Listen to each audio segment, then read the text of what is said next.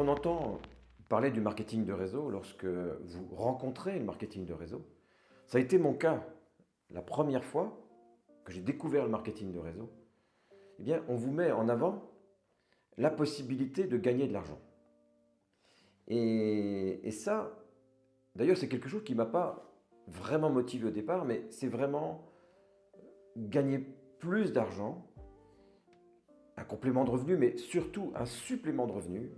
Gagner de l'argent, c'est vraiment ce qu'on va regarder en premier, et peut-être même que l'intérêt que vous portez juste à regarder cette vidéo, c'est parce que vous avez une vraie envie de gagner plus d'argent. Ce que je vais vous dire là, dans un premier temps, peut vous surprendre et peut-être même créer une réaction un peu de rejet. C'est que la motivation de gagner de l'argent ne sera pas suffisante pour vous donner la force, l'endurance, la ténacité d'aller au bout de votre projet. Alors, je sais que quand je vous dis ça, on peut avoir la réaction de se dire, ok, bah, donne-moi déjà 2 ou 3 000 euros par mois et on verra après. Bon, je peux vous assurer que c'est vrai. Pourquoi? Parce que entreprendre, mais entreprendre en marketing de réseau, bien sûr, mais entreprendre en général va demander un véritable engagement, beaucoup de rigueur, beaucoup de ténacité, beaucoup d'endurance, beaucoup de difficultés à surmonter. Et ce qui va nous tenir dans ces moments difficiles, et je peux vous garantir que si vous imaginez une carrière de 30 ans, des obstacles, des hauts et des bas, vous allez en avoir un paquet. Pour tenir, on doit partir au départ avec un vrai pourquoi bien plus fort que l'argent.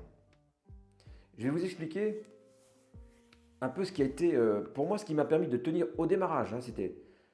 Ça n'a pas été facile au début, puis après, je vous dis, il y a eu des hauts et des bas.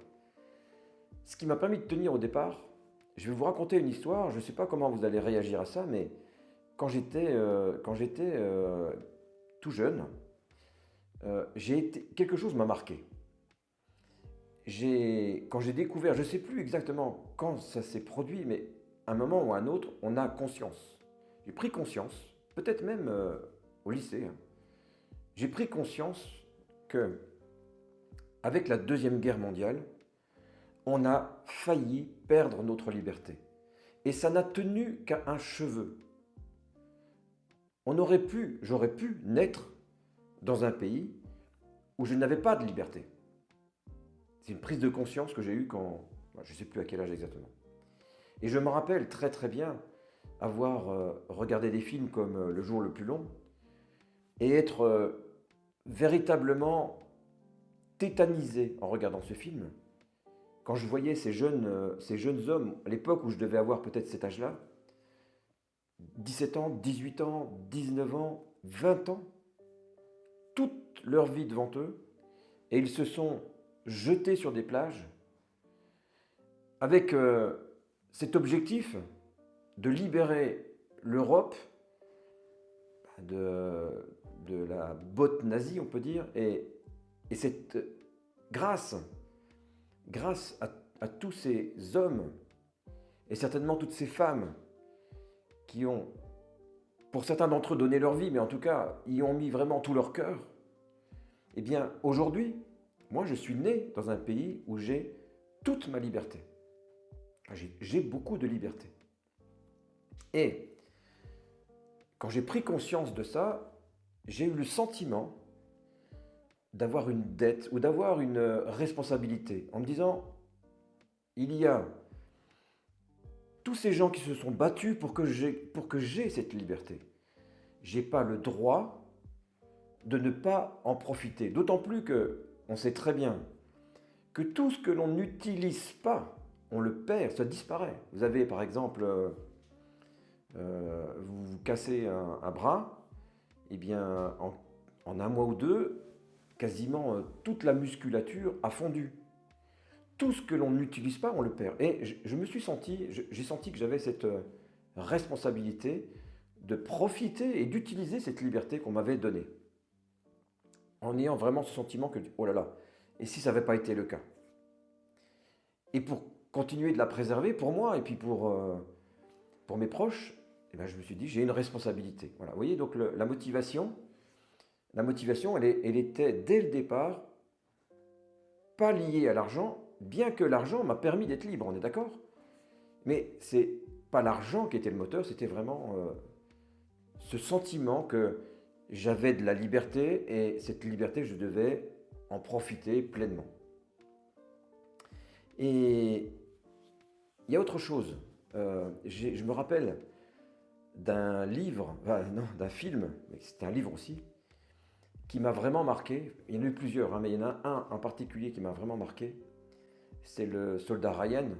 Hein, là-bas, oui, d'ailleurs, ça se rapproche du débarquement. Et vous avez, donc, je reprends l'histoire. Vous avez une femme qui vient, enfin, c'est pas, une femme aux États-Unis, une maman, une famille, et lorsque l'administratif de la guerre envoie des courriers pour annoncer les décès ou les blessures, eh bien, ils se rendent compte qu'elle a perdu 3 enfants sur 4 pendant la guerre et que le quatrième, il est actuellement en Normandie et le commandement décide d'aller le sauver, d'aller le chercher pour le ramener à sa mère parce que 4 enfants et en perdre 4, c'était pas imaginable. Donc ils ont mis en place une expédition, une équipe, un commando qui avait pour mission d'aller récupérer ce soldat Ryan, qui était donc le quatrième fils de cette femme. L'objectif, la mission, c'était de le ramener sain et sauf. Et évidemment, hein, tout ne se passe pas comme prévu hein, sur un terrain de guerre. Et vous avez le capitaine qui était donc missionné, voilà, qui avait la responsabilité de cette mission, qui est blessé et mourant. Et quand il est mourant et qu'il a quasiment réussi à le sauver, donc il va le sauver grâce à son intervention. Mais donc lui, en ayant sauvé le soldat Ryan, il a perdu lui la vie, et bien quand il est mourant, il lui dit mérite le sacrifice que l'on a fait pour toi, fait que ta vie mérite vraiment ce sacrifice. Et tout à la fin du film, lui, il a vécu sa vie avec des enfants, des petits-enfants, et il revient à la fin du film, j'en ai des frissons quand je vous le parle, quand je vous le raconte. À la fin du film, quand il revient en France, et il vient sur la tombe de ce capitaine qui l'a sauvé, qui a sacrifié sa vie pour lui, et il tombe à genoux, il a à peu près 80 ans, je crois, à ce moment-là. Il tombe à genoux et il se dit, mais waouh, vraiment, est-ce que la vie que j'ai vécue, est-ce que j'ai été à la hauteur du sacrifice que vous avez fait pour moi? Est-ce que vraiment, vraiment, dis-moi que j'ai mérité ce sacrifice? Vous voyez, ce sentiment de se dire, mais merci pour ce sacrifice, mais vraiment, est-ce que j'ai donné assez? Est-ce que j'ai fait assez? Est-ce que ma vie méritait vraiment ce sacrifice? Voilà, ce sont des choses qui marquent. Et vous voyez, on ne parle pas d'argent quand je vous parle de ça, bien que, malgré tout, on est d'accord que l'argent va nous permettre d'atteindre cette liberté. En 30 ans, 35 ans, 30 ans avec Chryslor et 35 ans en marketing de réseau, eh bien, j'ai été surpris par justement, j'ai vu des personnes qui avaient vraiment des talents, qui avaient vraiment du talent. Euh, quand je me comparais à eux, par exemple, je me disais, waouh, mais je ne suis pas du tout à ce niveau-là. Charisme, extraverti, voilà, on a le sentiment qu'ils étaient faits pour ce métier. Et je les ai vus abandonner. Et puis j'ai vu des gens ordinaires.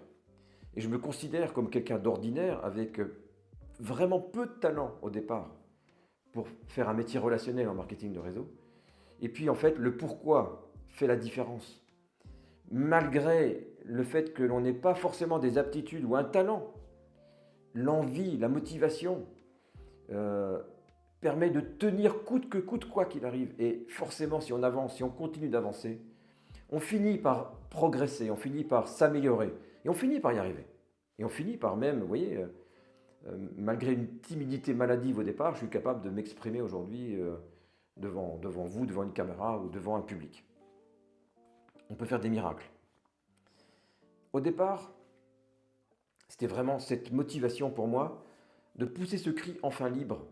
Vraiment, ça, c'était vraiment mon moteur. Je dis, tiens, ma liberté, j'ai réussi à la gagner et je vais me battre pour la préserver. C'est pour ça que j'ai donné ce nom enfin libre à ma chaîne YouTube. Et aujourd'hui, ma motivation, vraiment, c'est la transmission. Ça a été le cas déjà pendant ces 30 ans, mais ma motivation pour continuer aujourd'hui, c'est de pouvoir voir une personne se libérer. Une de plus, parce que, vous savez, être libre seul, déjà, c'est extrêmement dangereux, ça durera pas. Mais en plus de ça,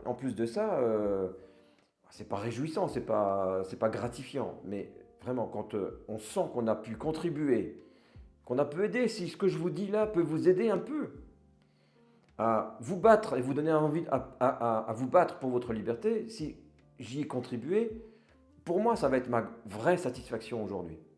Voir dans le regard aujourd'hui d'une personne cette motivation s'éveiller et quand je vois quelqu'un qui va se battre pour sa liberté, eh bien, pour moi, c'est ce qui est ma source de motivation. Et en gros, pour terminer, alors c'est quoi un pourquoi qui nous tient vraiment et qui nous permet de tenir malgré les difficultés qu'on va rencontrer?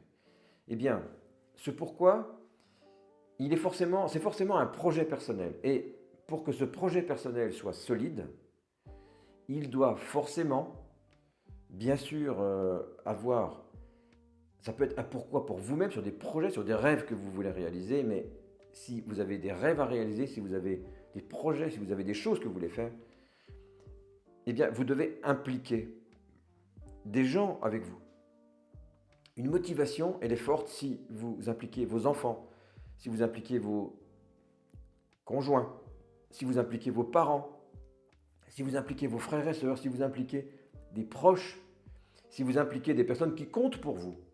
Et si votre pourquoi, je cherche le mot, si votre pourquoi va contribuer à améliorer la vie des gens autour de vous, ce pourquoi-là, il y a de grandes chances qu'il soit suffisamment fort pour vous aider à tenir quand ce sera difficile et que vous serez dans la tempête.